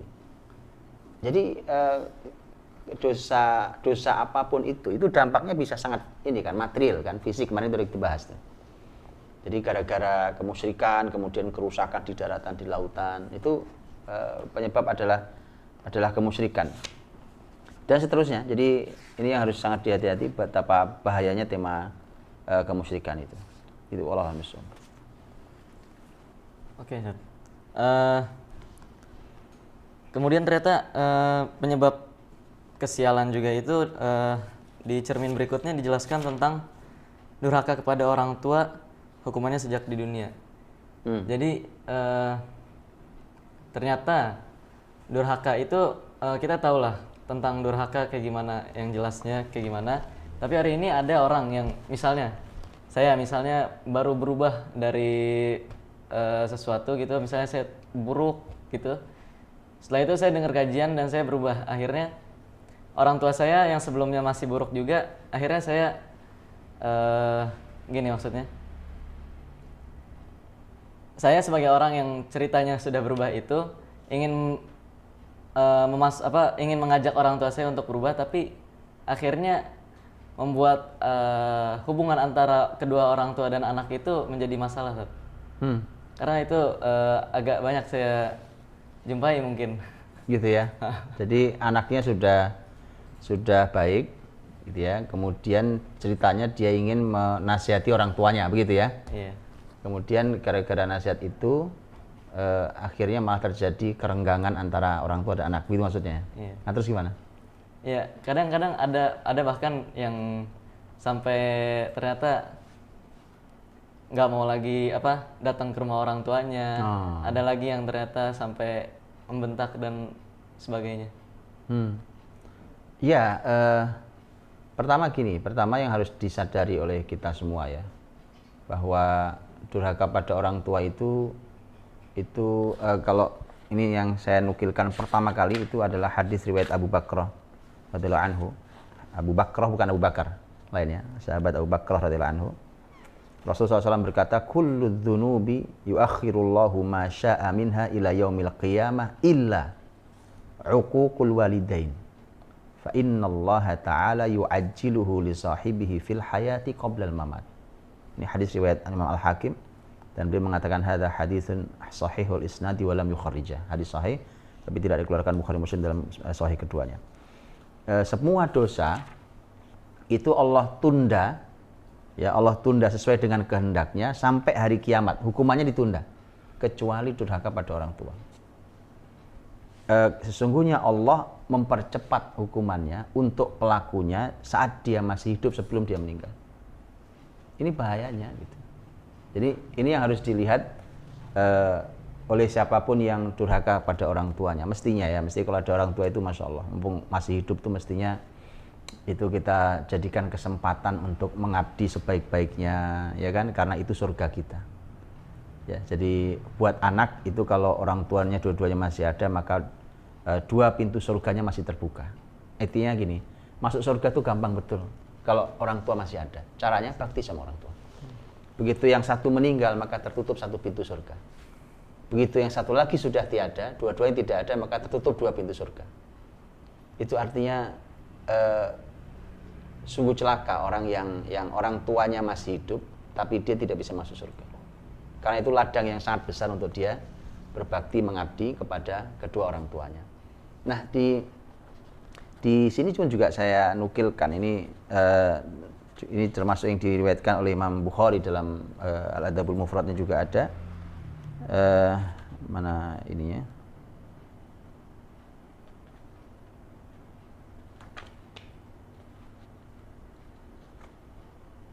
Jadi di dalam kitab Al-Adabul Mufrad itu tentang adab. Itu Rasul Imam Bukhari membuat judul bab. Itu membuat judul bab di mana judul bab itu menarik, judul babnya, bab bakti pada kedua orang tua walaupun mereka zalim. Oh, ini hadis ini. Ini kalimatnya Abdullah bin Abbas radhiyallahu anhuma. Jadi Abdullah bin Abbas radhiyallahu anhuma membuat kalimat luar biasa, bagus banget ya. Ini di dalam Al-Adabul Mufrad, hadis nomor 7. Ini kalimat Abdullah bin Abbas, ma min muslimin lahu walidani muslimani. Tidaklah ada seorang muslim, tidak ada seseorang yang punya dua orang tua yang dua-duanya muslim, yusbihu ilaihima muhtasiban illa fatahalahullahu babaini ya'nil jannah. Kalau tiap pagi dia datangi kedua orang tuanya, kata pagi ini juga spesial. Spesial. Pagi ini. Kenapa Abdullah bin Abbas milih kata pagi? Karena pagi itu spesial buat orang tua. Supaya kita tahu ya. Pagi-pagi datang kedua orang tuanya, kemudian dia layani orang tua, mengharapkan pahala dari Allah. Kalau itu dilakukan, maka fatahalahullahu babaini ya'nil jannah. Allah membuka dua pintu surga untuknya. Wa in kana wahidan fawahidun. Kalau orang tuanya satu, yang dibuka Allah pintunya satu. Wa in aghdaba ahadahuma lam yardallahu anhu hatta yarda an. Kalau sampai si anak membuat marah salah satu orang tuanya, maka Allah pun marah. Dan Allah tidak berhenti marah sampai orang tuanya ridho.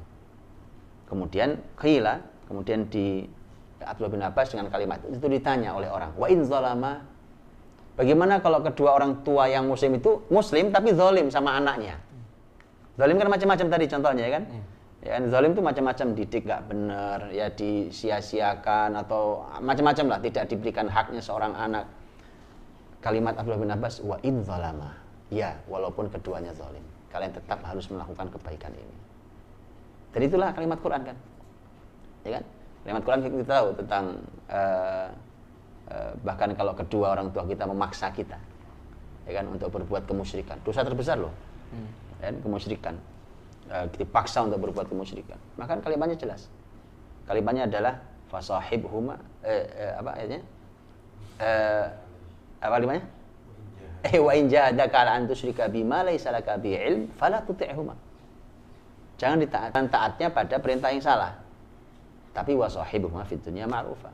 Tapi kita bersahabat. Jadi indahnya Quran itu ada kalimat waqfid janahal dzulli minar rahmah.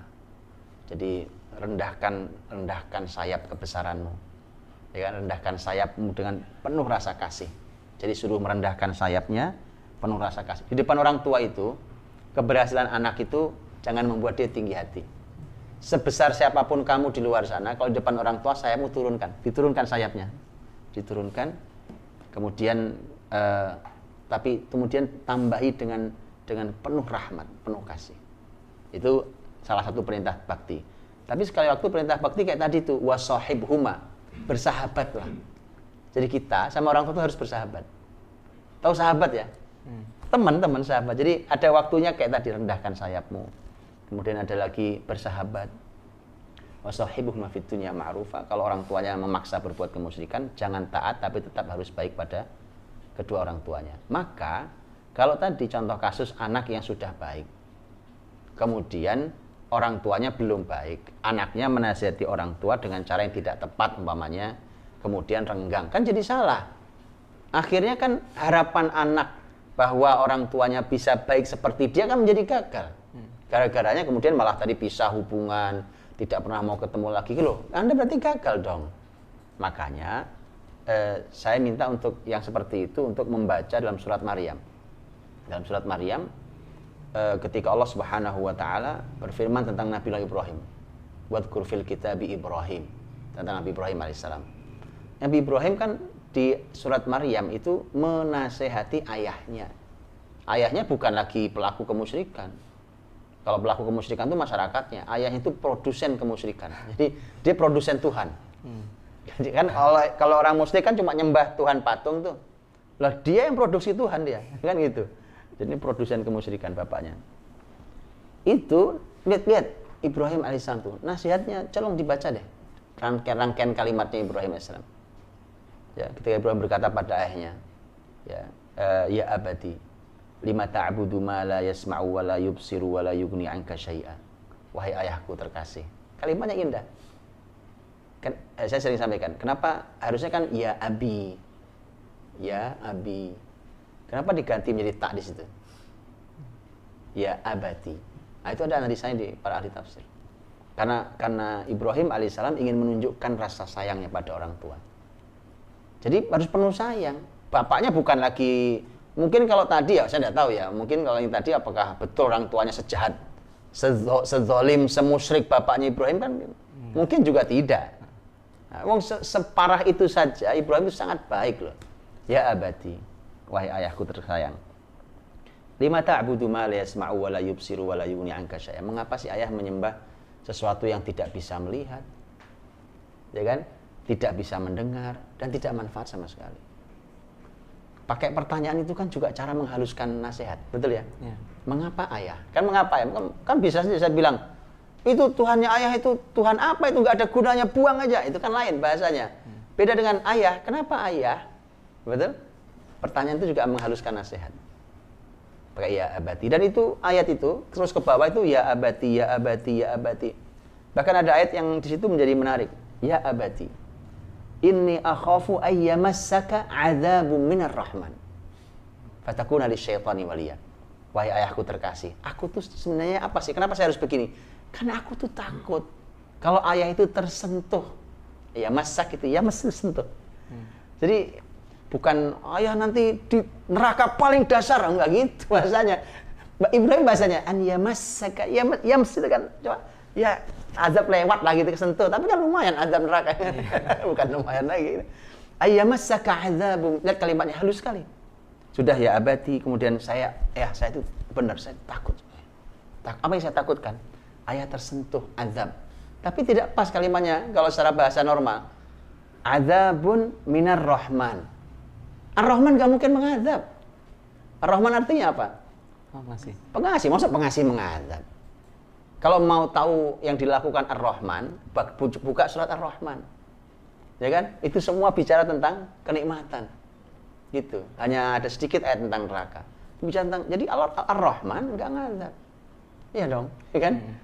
Tapi Ibrahim hanya ingin menunjukkan ya, ayah sebenarnya Tuhanku itu Maha Pengasih. Tapi dia juga bisa mengazab, ya kan? Makanya aku nasihatkan ini tuh karena aku takut ayah diazab oleh Allah. Tapi Allah Maha Rahman kok. Lihat ya. Sudah, singkat kata, nanti baca sendiri ya, itu kan panjang. Singkat kata, Ibrahim diusir. Sudah kalimat bagus-bagus, ditata dengan baik, penuh kesopanan, ya kan, dan seterusnya. Akhirnya diusir Ibrahim, ya kan. Begitu Ibrahim diusir itu, kan kemudian ayahnya, kalau Ibrahim memanggilnya, wahai ayahku tersayang, ayahnya manggilnya bukan anakku tercinta, bukan, ya kan. Ya, araghibun anta an alihati ya Ibrahim, gitu. Nggak ada ya anak aku tersayang. Hei Ibrahim, ya kan? Kamu benci sama Tuhanku. Wah, dibentak-bentak sama bapaknya, ya kan? Araghibun anta an alihati ya Ibrahim. La illam tantahi la arjumannak. Kamu kalau nggak berhenti, tak lempari kamu. Saya lempari kamu. Diancam, ya. Wahjurni maliya. Dah pergi, tinggalkan saya. Ibrahim sudah diusir. Apa kalimatnya? salamun alaik. Semoga keselamatan untuk ayah. Ya Allah, itu loh gitu ya. Jadi tolong kalau menasihati orang tua itu, ini contoh luar biasa. Buka surat Maryam, nanti tolong ditadaburi semua katanya. Ibrahim masih sempat mengatakan salamun alaik, selamatan untuk ayah. Lihat kalimatnya, astaghfirulaka rabbi innahu kana bi hafiya. Aku akan mohonkan ampun ayah pada Allah, pada Tuhanku. Karena Tuhanku itu peduli betul sama saya. Halus banget bukan? Gitulah kira-kira ya. Gitu yang benar nasihati orang tua mah, ya. Jadi walaupun kita Kayaknya terkesima banget kayaknya. Memang begitu, Masya Allah, indah sekali. walaupun itu hak gitu, nggak harus ngotot banget kita. Ini strategi. Jadi begini kan, kebenaran itu harus disampaikan dengan cara yang benar. Bukan cukup hanya kontennya benar, tapi cara menyampaikan pun harus benar. Karena kalau tidak, lihat kalimat yang penting juga, kalimat Rasulullah SAW. Khatibun nasa ala qadri uqulihim. Ajaklah manusia bicara sebatas akal mereka. Jadi kita harus tahu kita lagi bicara sama siapa, level masyarakat kayak apa, latar mereka apa. Illam turidu ayyukadzdzaballahu wa rasuluh. Kalau kamu tidak ingin Allah dan Rasulnya didustakan. Jadi kadang-kadang orang lain itu mendustakan Allah dan Rasulnya itu penyebabnya justru da'inya. Kenapa? Da'inya tidak mengukur level audiensnya. Ya, tidak mengukur level yang diajak bicara. Akhirnya mereka malah menolak. Padahal yang disampaikan al-haq, kebenaran. Kenapa? Caranya salah. Jadi harus dengan penuh strategi. Harus penuh strategi. Kemudian di sini Zat, di berikutnya ternyata cermin yang ketiga di sini. 3. Cermin yang ketiga. Di sini Ustadz membahas tentang zina. Nah, Di situ hari ini di Indonesia pun banyak produksi film yang akhirnya seperti menceritakan bahwasannya zina itu bukan sebagai bentuk masalah, tapi itu adalah kenakalan remaja dan sebagainya, yang akhirnya masyarakat tercuci otaknya, akhirnya itu menganggap itu semua biasa. Dan di sini ternyata kata Ustadz di sini zina menyebabkan kemiskinan. Ya. Apa sangkut paut dari zina menjadi miskin dan sebagainya? ya seperti yang saya sampaikan sebelumnya ya. Sebuah dosa itu bisa menyebabkan sebuah kesialan hidup. Dan itu bisa kita urutkan logikanya. Tapi kadang-kadang juga tidak bisa kita urutkan logikanya. Gitu. Zina menyebabkan kemiskinan, umpamanya, gitu ya. Mungkin kita bisa logika, oh mungkin gini, mungkin orang berzina, kemudian akhirnya dia dosanya makin meningkat, itu kan perlu biaya untuk berzina. Ya kan, makin besar, umpamanya kan gitu. Akhirnya kemudian bisa miskin lah dia. Apalagi kalau orang sudah pada level umpamanya ketagihan dosa. Nah, dia bisa miskin gara-gara itu, umpamanya bisa berantakan ekonominya. Oke, itu kan logika yang kita bangun mungkin ada benarnya. Tapi bisa jadi tidak pakai logika, nggak ada logikanya. Pokoknya begitu kau lakukan itu dan kemudian menjadi dosa yang tidak ditaubati dan terus-menerus dilakukan, maka hidupmu akan sengsara dalam perekonomiannya. Nah, ini sebenarnya begini, saya membayangkan tuh bukan hanya di level individu ya, bukan satu orang itu. Bayangkan kalau negara, gitu ya, kalau negara membiarkan perzinahan, negara malah memberi izin perzinahan, bukannya diterapi, gitu ya, tetapi malah diberi ruang-ruang perzinahan. Ini juga PR generasi muda begini. PR generasi muda itu gini. Jadi kita ini suka meniru kebiasaan atau solusi yang diberi dari barat sana. Itu suka kita tiru apa adanya. Saya ingat betul waktu ada pembahasan tentang penyebaran penyakit AIDS gitu ya. Penyebaran penyakit AIDS itu dulu pernah ada ide di Indonesia itu sampai mau membuat, mohon maaf ya, dulu di mal-mal itu sampai mau dibuatkan ATM kondom. Gitu. Jadi yang mau berzina ya kan, itu ngambil kondom dulu.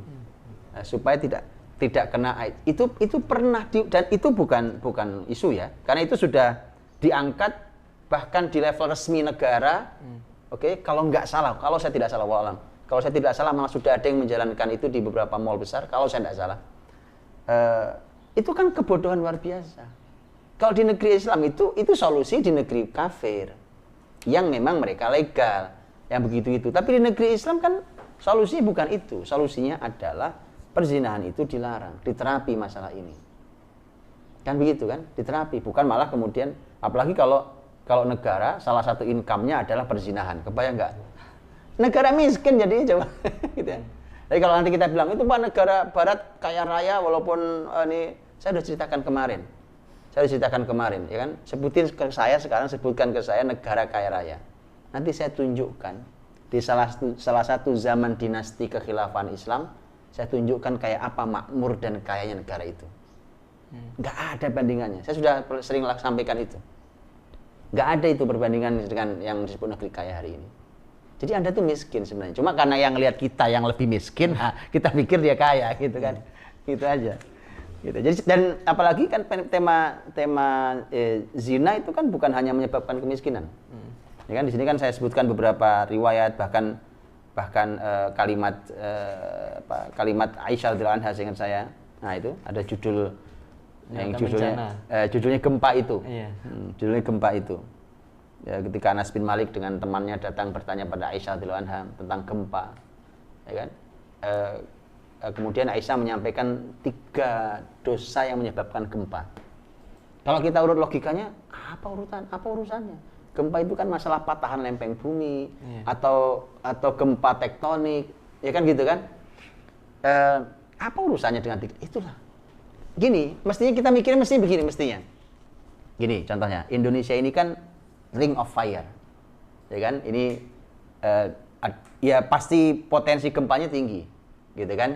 Di Indonesia. Kenapa? Karena dia ada di atas lempengan bumi, patahan lempengan bumi. Pasti itu rawan. Begitu patah, klek, kan goyang. Oke. Gini mestinya nanyanya. Kalau orang cerdas itu begini nanya, bukan apa hubungannya. Kenapa patahnya sekarang? Pas kita masih hidup, nanti aja kenapa? Atau kemarin, betul nggak? Nanti saya udah mati baru patah, biar saya nggak stres juga saya gitu. Kenapa patahnya di zaman saya? Dan itu tidak bisa dianalisa oleh ilmu pengetahuan hari ini. Para saya yang terakhir saya tidak tahu, tapi para ilmuwan yang saya tahu, para ilmuwan tahu wilayah-wilayah rawan gempa itu tahu. Oke, tapi mereka belum punya alat yang menganalisa, oke, kapan terjadinya kalau gitu. Ini rawan gempa nih, oke, kapan kejadiannya? Wah, itu nggak tahu. Berarti sepanjang dia tidak tahu, dia menjadi ilmu Allah tuh. Rahasianya di tangan Allah. Nah, terserah Allah kalau gitu. Mau kapan digoyangnya kan? Nah, gitu.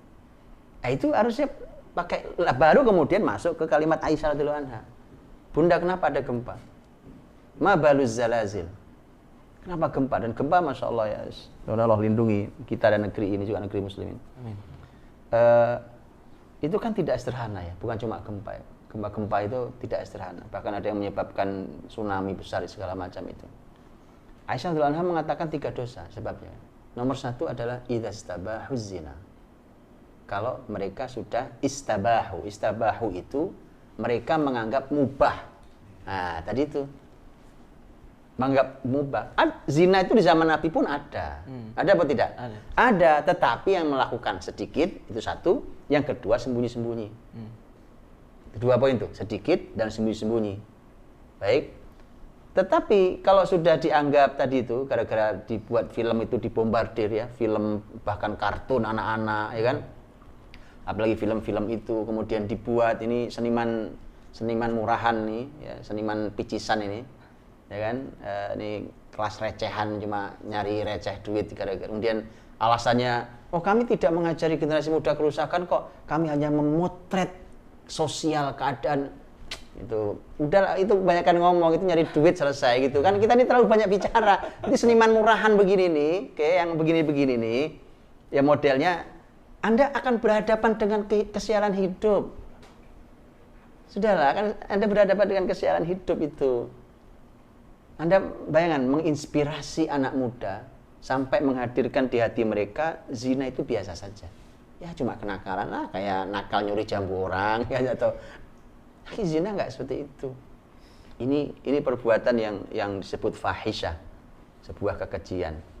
Dan akhirnya tadi ketika istabahu, mereka sudah menganggap mubah azina, bukan melakukan. Kalau melakukan di zaman Nabi pun ada yang melakukan. Tapi semua orang sepakat mengatakan itu salah gitu. Jadi istabahu itu menganggap bahwa zina sudah mubah. Nah, itu dampaknya bahaya loh. Kalau sudah istabahu zina wa syaribul khumur. Ini poin kedua kan, mereka sudah minum khamr. Khamr kan cermin berikutnya kan. Wa syaribul khumur wa darabu bil ma'azif. Mereka sudah mulai mainkan musik. Oke, 3 poin. Enggak, jadi masalah musik nggak usah berantem, baca bukunya aja. Oke. Kita ini sebenarnya berantem berilmu malas. Oke ya, jadi jangan suka berantem berilmu malas. Berilmu dulu, oke? Nggak usah rame dulu ya, nggak usah rusuh dulu. Dan lagian bukan kalimat saya, kalimat Ummul Mukminin Aisyah radhiyallahu anha, istri Nabi, mau apa ya kan? Mau protes sama Ummul Mukminin Aisyah radhiyallahu anha. Ya kan? Idza stabahu zina wa syaribul khamr wa darabu bil ma'azif itu musik. Ya, kemudian Allah murka dari atas sana. Begitu Allah murka, kemudian Allah perintahkan guncang bumi. Maka terjadilah gempa. Ummul Mukminin Aisyah ditanya, "Ya Ummul Mukminin, apakah itu azab?" Kata beliau, itu rahmah lil mukminin wa azaban lil kafirin. Itu kasih sayang untuk orang beriman.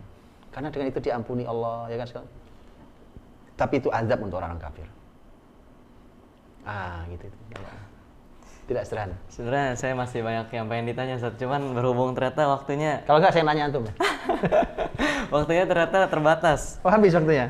Iya, ternyata lanjut. saya udah suruh ngajin pertanyaan orang. Emang asik ngobrol sama antum, jadi sampai lupa jam ini. Kalau kita lanjut sampai asar gimana? Saya akan membacakan pertanyaan-pertanyaan orang, Ustaz. Yang pertama, Assalamualaikum warahmatullahi wabarakatuh. Waalaikumsalam warahmatullahi wabarakatuh. Berkaitan dengan hadis Rasulullah mengenai periode generasi umat terbaik, apakah kalimat sulamadina yalunahum bisa diartikan generasi setelahnya baik karena mengikuti kebaikan pendahulunya, sehingga membuka peluang kita pun bisa menjadi baik dan termasuk dimakna lebih jauh dari hadis? Tidak, hadis ini terbatas. Kalau ini hadis terbatas, jadi memang tidak melebar sampai ke zaman kita. Jadi khairun nasi qarni, tsummal ladzina yalunahum, tsummal ladzina yalunahum. Ini pembahasan terbatas. Memang hadisnya tidak mungkin ditafsirkan meluas. Bahwa generasi terbaik itu kata Nabi qarni, zamanku. Tsummal ladzina yalunahum, kemudian zaman generasi setelahnya. Nah, setelah sahabat adalah tabi'in. Tsummal ladzina yalunahum, dan setelahnya lagi berarti tabi'ut tabi'in. Itu disebut sebagai 3 zaman al-masyhud lahum bil khair. Oleh para ulama disebut bahwa ini adalah zaman yang telah disaksikan legal oleh Nabi, yang mendapatkan legalitas bahwa mereka masyarakat baik. 3 zaman itu. Nah, itu tidak bisa melebar ke kita. Nah, kalau kita harus pakai dalil yang lain. Kalau itu memang zaman yang sudah disaksikan nilai umumnya baik. Nah, kalau kita sekarang nih, contoh zaman kita sekarang nih, dikasih nilai umum, kira-kira nilainya berapa? Kan gitu kan? Tapi kalau 3 zaman ini, sahabat, tabi'in, tabi'ut tabi'in, melebar sampai tabi'ul atba, itu nilai umumnya baik. Nilai rata-ratanya baik. Gitu. Ya, jadi ini tidak bisa. Tapi kalau mau yang tadi bahwa kita melanjutkan kebaikan orang tua kita, generasi sebelum kita, itu kita pakai dalil lain, tidak pakai ini. Ya, kalau itu memang harus dilakukan, bahwa kita ini adalah pelanjut kebaikan dari generasi sebelum kita. Pertanyaan kedua, Ustaz. Silakan. Assalamualaikum warahmatullahi wabarakatuh. Waalaikumsalam warahmatullahi wabarakatuh. Mohon pencerahannya dalam menyikapi pandemi saat ini agar kita tidak masuk dalam dosa musyrik kepada Allah. Pencerahannya, Ustaz. Belum cerah ini ya. Belum cerah ya. Ini pandemi penyakit lah hari ini yang COVID itu ya. Ini sebenarnya kalau bicara di publik ini saya agak khawatir, gitu ya. karena saya punya gaya sendiri dalam menyikapi, ya kan. Oke lah, kita bicara yang aman lah ya, yang aman. Bahwa kan begini loh, saya sudah pernah sampaikan di dalam salah satu kajian saya, COVID-19 ini ya kan? Sekarang udah COVID-21 ya. COVID-21. Itu tidak berat dibandingkan taun. Kalau kita baca tentang taun, hadis Nabi tentang taun, makanya kenapa orang para ilmuwan Islam atau dalam bahasa Arab hari ini mereka tidak mau menyebut taun, tapi menyebutnya jaihah. Artinya apa tuh? Ya ini wabah. Wabah. Nah, karena kalau taun itu jauh lebih berat daripada ini, dan taun itu pernah kejadian jadi artinya sebenarnya enggak ya gitulah ya kan. Gitu. Bersepersekian. Ya contoh yang antum pernah pelajari itu kitabnya Imam Ibnu Hajar tentang taun, Badrul Ma'un fi Fadli Taun. Kan Imam Ibnu Hajar itu kehilangan 3 putri yang dicintainya di taun. 3-tiganya meninggal, bahkan putri yang paling besar lagi hamil meninggal itu. Ya kan 3 putri Imam Ibnu Hajar meninggal. Tapi beliau ketika menulis kitab Badrul Ma'un tentang taun itu kan nggak ada beliau menulis mengeluh menyalahkan taun apa nggak ada, tapi menulis sebagai seorang ilmuwan Islam mengarahkan umatnya segala macam tentang taun, malah bunyinya fi fadli taun tentang keutamaan taun. Coba kita nggak bisa begitu, cuma COVID-19 gini aja kemudian sudah waduh, bisa nggak sebesar taun dan korbannya 3 putri yang sangat dicintainya, bahkan ya salah satunya hamil, tapi beliau begitu nulis buku tentang keutamaan taun. Kebayang nggak itu? Kayak apa tuh imannya? Itu maksudnya. Jadi gitu teman. Babnya memang masalah keimanan kita. Babnya keimanan kita. Ya kalau babnya adalah protokol kesehatan, ya silahkan diikuti ya kan. Para ahli kan sudah menyampaikan itulah. Tapi di dalam tema pembahasan yang tadi musibah, seperti tadi contohnya ketika pembahasan gempa tadi. Kalau anggap sampai ada orang beriman itu meninggal gara-gara musibah, gara-gara gempa. Kalimat Ummul Mukminin Aisyah radhiyallahu anha jelas kalimatnya. Ini adalah rahmat bagi orang beriman. Tapi ini azab bagi orang kafir. Begitu. Jadi kalau ada umpamanya qadarullah kok ada orang meninggal gara-gara Covid, maka itu rahmat bagi mereka. Gitu. Tapi itu azab betul bagi orang fajir dan kafir, itu azab betul itu. Tapi buat orang beriman itu adalah rahmat dari Allah. Karena kita tahu seorang muslim hatta syaukah yushakuha. Duri nusuk saja Allah ampuni. Apalagi sampai Covid gitu ya. Nah itu insya Allah gitu. Jadi tergantung kita menyikapinya. Betul, tapi jangan sampai tadi jangan menjadi pelaku kemusyrikan apa segala macam yang jangan-jangan memang kita ini nanti malah termasuk kategori orang-orang yang bukan mendapat rahmat itu nanti. Nah. Pertanyaan terakhir, Ustaz. Baik. Assalamualaikum. Semoga Ustadz senantiasa diridhoi oleh Allah. Amin amin barakallahu fiik. Afwan, mau bertanya Ustadz, apakah membuat orang tua rindu kepada kita termasuk zalim kepada orang tua? Dan bagaimana jika kita tidak bisa menemui orang tua kita karena pandemi? Ini ceritanya mau pulang kampung ceritanya ya kan? Karena mungkin larangan mudik. Iya, larangan mudik. Ya nanti kita sampaikan ke Pak Presiden lah ya kan. Kita tanya ke Pak Presiden, ini wargamu pada nanya ya kan. Jangan-jangan bakti kami masalah ini gitu kan. Bakti orang tua ini, jangan-jangan kami dosa ini ya kan. Karena membuat mereka rindu dan menangis, kami nggak bisa kumpul lebaran gitu kan. Jadi yang zalim siapa tuh? Yang zalim siapa? Yang zalim siapa? Begini teman-teman dirahmati Allah, membuat orang tua menangis itu tidak boleh. Ya, juga saya cantumkan hadisnya ya. Bahkan untuk saat itu sebenarnya kepergian sang anak waktu itu datang ke Nabi SAW ingin ikut jihad bersama Nabi. Kan mulia sekali berarti kan, ingin ikut jihad bersama Nabi. Tapi waktu pergi, orang tuanya itu nggak ridho. Jadi orang tuanya itu nangis. Begitu datang ke Nabi, Nabi itu bertanya, kamu punya orang tua enggak? Punya ya Rasulullah. Bagaimana kau tinggalkan keduanya? Waktu kamu pamit mau jihad itu kau tinggalkan dalam keadaan apa? Beliau menangis. Kata Nabi, irji' ilaihima wa adhikhuma kama abkaitahuma. Pulanglah ke kedua orang tuamu. Buatlah keduanya tertawa sebagaimana kau telah membuat keduanya menangis. Jadi membuat nangis orang tua itu dosa. Kecuali tangis bahagia. Nah itu pahala. Karena kadang-kadang bahagia itu ekspresinya tangis. Kalau itu tangis bahagia berarti itu pahala. Tapi kalau tangis-tangis sedih, maka jangan lakukan. Baik ya. Nah, pulang kampung. Nah, bicara pulang kampung ini. Orang tua biasa kumpul-kumpul nih. Ya, kumpul-kumpul, kemudian kok anaknya nggak datang, ditungguin sampai orang tua nangis. Itu membuat sedih juga orang tua. Tapi kalau kemudian seperti sekarang, umpamanya ada larangan pulang kampung demi kemaslahatan besar, dikaji oleh para ahli negara memutuskan itu. Ya mau apa dikatakan? Itu babnya bab darurat. Nah, kalau sudah darurat itu ya bagaimana babnya darurat, ya kan? Nah, jadi ada satu hal yang ingin saya sampaikan begini. Ada satu poin penting yang ingin saya tekankan ya. Mudah-mudahan ini sudah kita jalankan bersama. Mestinya kita ketika berbakti pada orang tua itu tidak menunggu saat lebaran. Ya. Bakti orang tua itu tiap hari. Bahkan kalau kalimat Ibnu Abbas setiap pagi. Nah, luar biasa ajaibnya adalah hari ini Allah berikan pada kita alat komunikasi. Ya kan?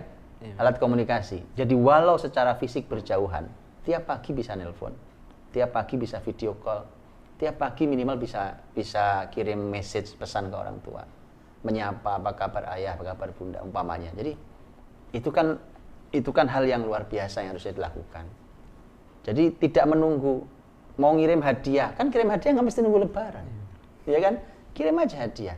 Mau pulang kampung, kan pulang kampung nggak mesti nunggu lebaran, gitu. Kan begitu kan?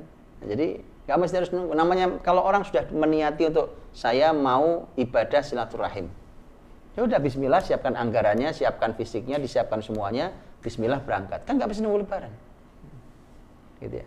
Nah itu contohnya. Saya juga punya kampung, ya kan? Kampung saya banyak. Ya jadi kalau saya sudah berniat silaturahim, saya nggak nunggu lebaran. Kapan saya mau melaksanakan ibadah itu, maka Bismillah berangkat.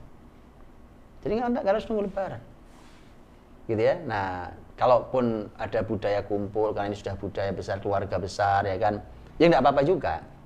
Tapi saya minta jangan nunggu lebaran untuk bakti pada orang tua. Ya, nah, kalau keadaan terpaksa tidak bisa pulang gara-gara dilarang ini ya sudah, apa mau dikata ya. Ya udah nanti kita buat pertemuan mungkin lebaran haji nantilah. Idul Adha ya kan. Jadi sambil nonton kambing, potong kambing sama. Jadi jatuhnya kita nih taat pada pemimpin itu. Iyalah. Kayaknya nggak ikhlas untuk ngomongnya. Oh, kan maksudnya kan ngomongnya ikhlas. Ya taat pada pemimpin. Iya. Karena ketawanya mencurigakan antum. Ya mungkin semoga pertanyaan-pertanyaan yang antum serahkan tadi bisa terjawab dengan sangat memuaskan, dan semoga nama dari kursi hikmah ini benar-benar memberikan kita semua hikmah kepada siapapun pendengar dan maupun yang di sini, dan semoga Allah merahmati kita semua. Amin ya Rabbi. Mungkin itu, mari kita kembalikan ke MC.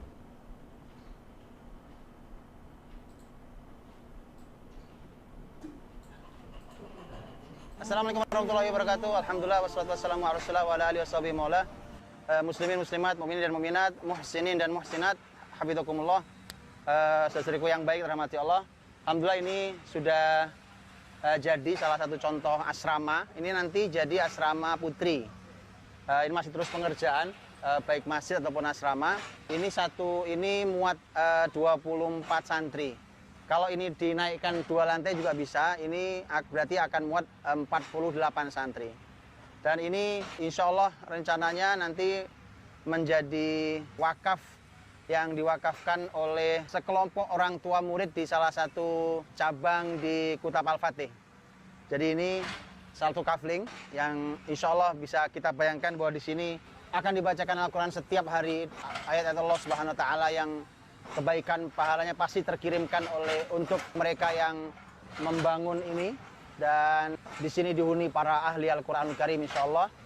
Dan kemudian ini bisa kita wakafkan sendirian atas nama sendiri, sebagaimana nanti yang kita bisa lihat di beberapa kafling yang sudah ada namanya, bahwa ditanggung sendiri, atau bahkan ini bisa ditanggung bersama-sama oleh sekelompok orang tua atau sekelompok masyarakat. Ini salah satu contohnya, ini diwakafkan oleh sekelompok orang tua murid di salah satu cabang Kutab Al-Fatih. Yuk kita lihat beberapa kafling yang memang sudah ada yang memesan. Ini kafling bukan cuma di dunia tapi untuk surga ini insyaallah bismillah. Muslimin, muslimat dan muslim-muslimat, mari ini kesempatan bersama kita untuk mengabadikan harta kita dan untuk agar kita memiliki sedekah jariah. Insyaallah ini disinilah nanti akan kita didik generasi-generasi Qurani, generasi yang insya Allah gemilang di usia belia, dan semoga Allah memberikan pahala yang agung bagi semua muhsinin yang ikhlas menginfakkan hartanya bersama kita danai generasi peradaban ini. Jazakallahu khair, terima kasih banyak semuanya. Assalamualaikum warahmatullahi wabarakatuh.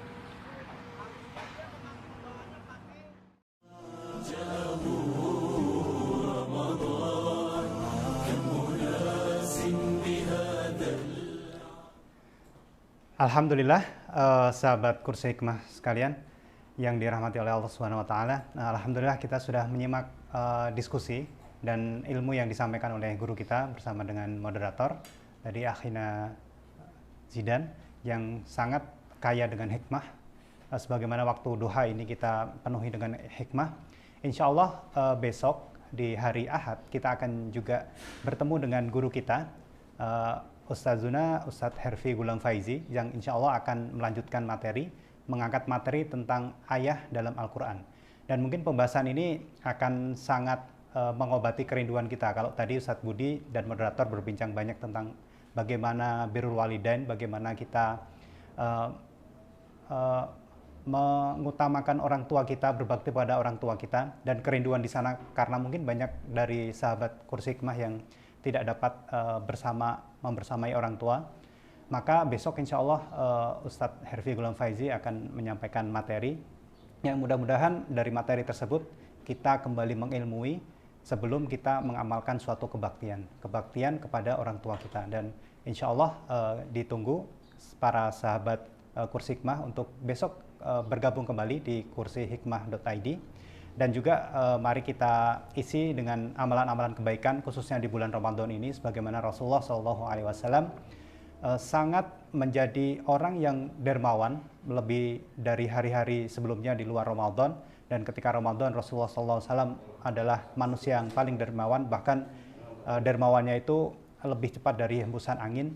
Maka tidak salah apabila kita berusaha untuk mengikhtiarkan diri mengikuti apa yang Rasulullah SAW jalankan di Ramadan ini dengan menyedekahkan harta kita, menginfakkan harta kita, atau bahkan mewakafkan harta kita pada porsi-porsi atau pada kesempatan-kesempatan amal ibadah, khususnya infak, sedekah, wakaf, pada porsi-porsi yang insya Allah menjadi amal jariah kita. Dan mudah-mudahan Allah mudahkan kita dalam kita menginfakkan harta kita, mensedekahkan harta kita di jalan Allah yang menjadi amal jariah. Insya Allah itu saja yang dapat kami sampaikan, dan jazakallahu khairan katsira kepada para sahabat Kursi Hikmah yang telah membersamai kita di sini. Mudah-mudahan Allah limpahkan ilmu yang bermanfaat, yang dengan ilmu manfaat tersebut Allah akan berikan taufik pada kita untuk bisa mengamalkan dari apa ilmu yang sudah kita pelajari selama ini.